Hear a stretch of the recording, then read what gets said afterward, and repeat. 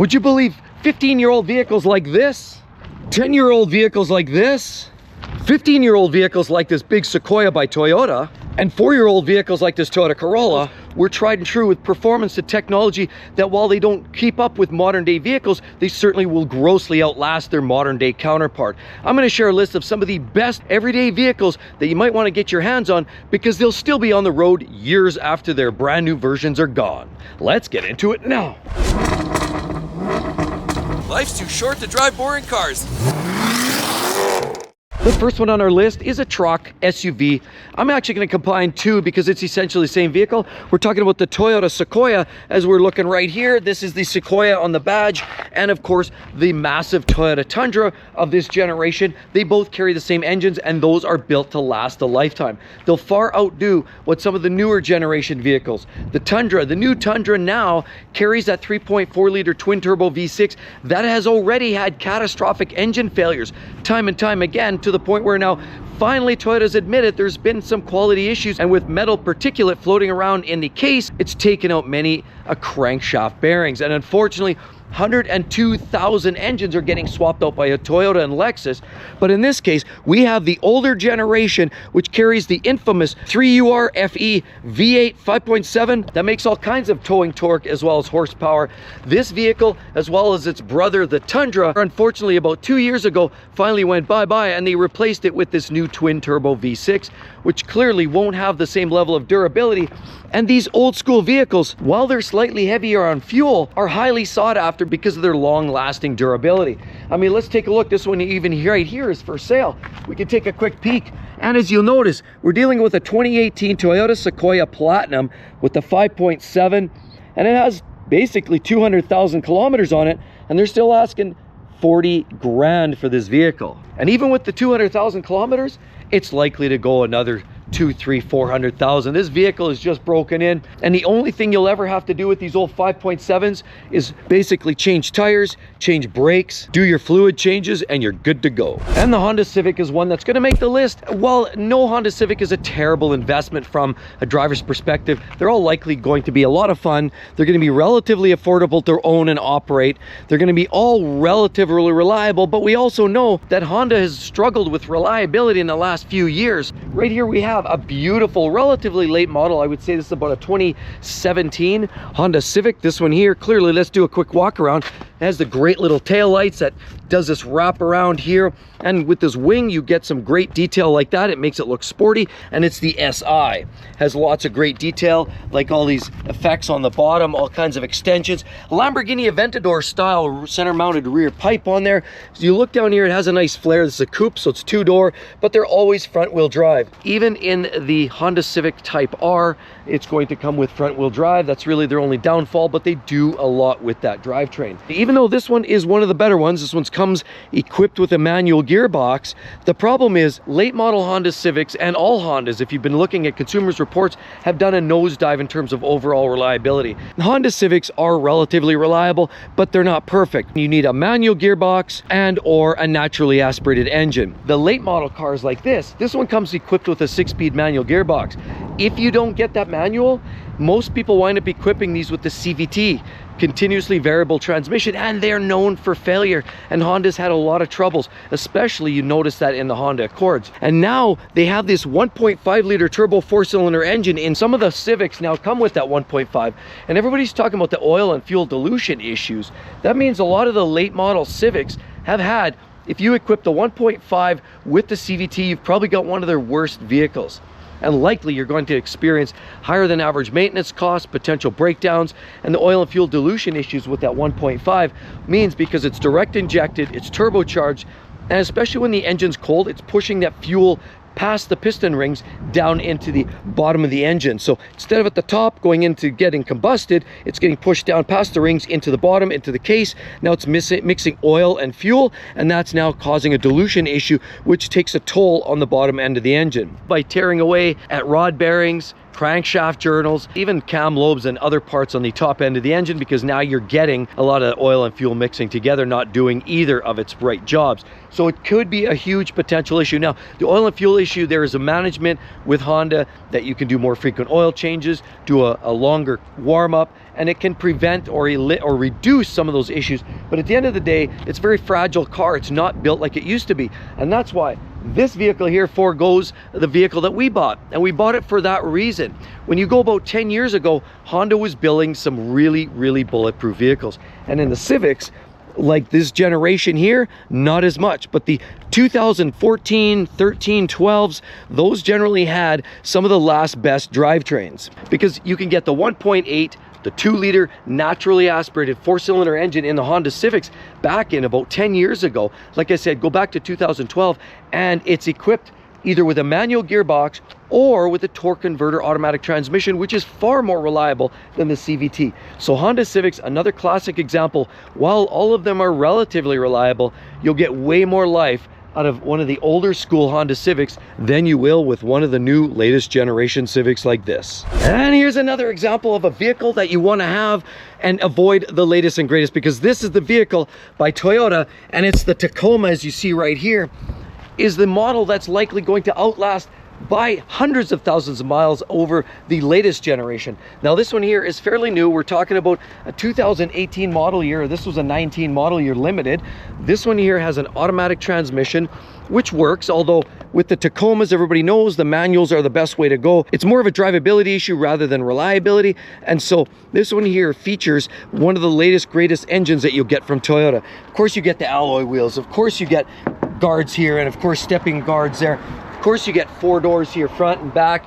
You've got room for 5 people in this vehicle. Yes, goodness here. And of course, this is a TRD 4x4 Sport. This is an absolute workhorse for Toyota. Look, you get the rear slider in this model too. These are ultimately some of the best trucks money can buy today, and they go for a pretty penny. That's why it's worth it. In most of these cases, as long as you've got good service history on these vehicles will literally run forever, because these Toyota Tacomas, as we see right here, have the best engines that Toyota's ever used and still continually uses, although it's going bye-bye here very soon, unfortunately. The new version of this Toyota Tacoma is now featured a brand new engine, turbocharged 4-cylinder engine as the upscale drivetrain. And that sounds like a mistake waiting to happen, especially when we see the same sister engine, the 3.4-liter twin turbo V6 developed at the same time, going into some of the other vehicles like the Tundra. There's thousands of those getting replaced because of main crankshaft bearing failures. So the reliability is out yet on the new 2.4s, but this 3.6 that you'll find under the hood of some of these late model, this one's 5 years old, you get them while they're hot, because they're not going to last. And these are some of the longest lasting Toyota Tacomas you'll ever see. Now that they're going with the turbo 4s, they're going to go hybrids, they're going to go all this modern technology. It's going to be too expensive for you to fix, too expensive for me to fix, and quite frankly, all that extra turbo heat and power driving and all that energy in the engine is going to create a reduced lifespan. This is what you want, and this is what you'll get if you want reliability. Another example of a vehicle that's far more long-lasting in the older generations than the latest generations is the Jeep, like we look at right here, the Wrangler. This is the JL series from 2017 and up. You're getting a whole host of different engines. 2-liter turbo 4, 295 horsepower V6 Pentastar engine. You also get hybrid versions. You get the 392 under the hood with the big V8. And there's quite a variety of different engine choices. And you could still get an automatic or a manual gearbox in some of the configurations. The unfortunate part is, because of some of the change under the hood and some of the electrics and design, these modern day JL series vehicles are not half the reliability that you're going to find in some of the older versions. Before this was the JK, and before that was the ultimate, one would argue, had the best Jeep in Jeep history. Back in 1996 to 2006, they came out with what they call the Jeep TJ. Before that was the YJ, and before that was the CJ, which looked the best, but they rusted like there's no tomorrow. So the TJ had a couple of engine configurations. You had a base 4-cylinder engine, very weak and anemic, but automatic or manual. And the best choice, which I even owned one, was back in the day when they actually made vehicles that were fun, reliable, durable, and fairly cheap to fix. It was the 4-liter AMC based inline 6 engine. It was an absolute workhorse. Tons of torque, didn't have a lot of horsepower, but it was their bulletproof engine. And it was the engine that truly, many would argue, should be the engine that they continue to use today, but they're not. And that's why these new engines have more technicalities, more problems associated, coolant leaks, oil leaks, and the odd top-end engine failure. And the only unfortunate part with the TJ is that they're getting older, like everything, like all of us. And the TJ now is getting to a point where it's over 20 years of age, and eventually they're all starting rotting away. I was looking at the classifieds though yesterday, and I seen so many with 300, 400, 500,000 miles. It's absolutely hilarious how long the older TJs run for with that 4-liter straight six. But these latest generations, guarantee they're not going to last. That Turbo 4, that's going to be working too hard. The hybrid system's too hard. They even want to go with this new Recon, which is a full electric vehicle. That's going to be a problem, as we've typically seen with a lot of electric vehicles. So very few of these modern day Wranglers are of the quality of the older ones. Now, none of them were immense quality. None of them were tight like a drum like a Mercedes-Benz. But at least for the price point, you could tolerate it. New generation vehicles have so much electronics inside, you dare not get them wet, but you still can, because you get leaks here, and anywhere along this line you can get water leaks into the cabin, and that's not a good scene when you have all this fancy electronics buried under the hood. Unfortunately, a lot of these modern day Jeep products, Ram, Chrysler, Stellantis products in general, carry a lot of these centralized electrics called the TIPM, totally integrated power module. That's one of the failure points of a lot of these modern day vehicles, are the electrics. They're too complex, and the TIPM will easily wipe out things like headlights, wipe out things like power windows, gauges, and many other electronics, including the fuel pump. You could literally get a no start or even a stalling with some of these modern day vehicles because of these TIPM issues. And as always with all Jeeps, you can also get a lot of the death wobble issues there, because the front end suspension gets quite loose and the articulation that they're designed for just isn't up to snuff. Of course, the modern day vehicles do tend to sit a lot higher, even than a lot of the older school 4-liter TJ Jeeps. These modern days are all jacked up because that's the crave, everybody wants them, but that adds drivability concerns. At the end of the day, check out the classifieds. You're going to find dozens of Jeep TJs from back in those old generations that are lasting well over 200,000, 300,000, 400,000 miles, but guaranteed very few of these modern day JLs will make the road. Here is an example of a vehicle that you want to own versus some of the latest models. This isn't the latest, although it's not that old either. This one here is a Honda CR-V, and this one is actually a 2015, so it's already 9 years old. And it still looks quite new. But let's do a little quick walk around and I'll explain why this is the one you want and the new ones aren't. Let's take a quick look. Here we go.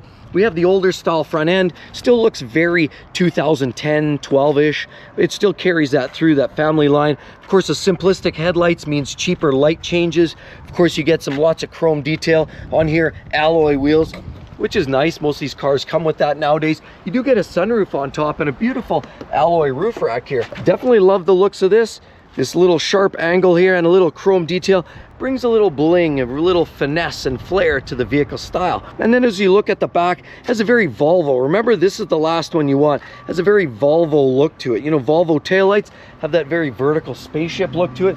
Well, this CR-V, as we notice right here, has in fact lots of chrome and the Volvo look. Now, this is very practical and very reliable. And the older you go with some of these CR-Vs, in many cases, the better off you are. Ultimately, what you want to do is get a CR-V that actually has a torque converter automatic transmission and not the CVT, the continuously variable transmission. Make sure you do your research on the model and make specifically you're looking at. Now, this represents one of the most awesome vehicles that Honda's ever made in late model. This is the last outgoing ultra reliable engine that you're going to find in the Honda CR-V, because a lot of them now come with that 1.5 liter turbo 4. And while those have a little more performance than this engine, the fact remains it's the oil and fuel dilution conversation that we've seen in some of the late model Civics, and you've seen them as well in the Honda Accords. Honda's had some struggles with reliability. So that 1.5 liter turbo 4 and the oil and fuel dilution issues are a non-issue, because this one actually carries the naturally aspirated 2.4 liter 4-cylinder engine under the hood. So ultimately what you want to do is get an older 2.4 or an older 2 liter with the torque converter automatic transmission on these, and then really all you have to do is worry about the odd oil change, occasional timing belt every 60,000 miles or so, and the rest is just drive and enjoy. The Honda CR-V with the 2.4 is an absolute beast. Here we have a second generation Ford Escape. You can either get the 2.3 liter, 2.5 liter 4-cylinder Duratec engines, or as well the 3-liter V6 that's also shared with the Mazda pickup trucks as well. They're ultra reliable, simple, naturally aspirated, and guaranteed to outlast anything from the newest generations.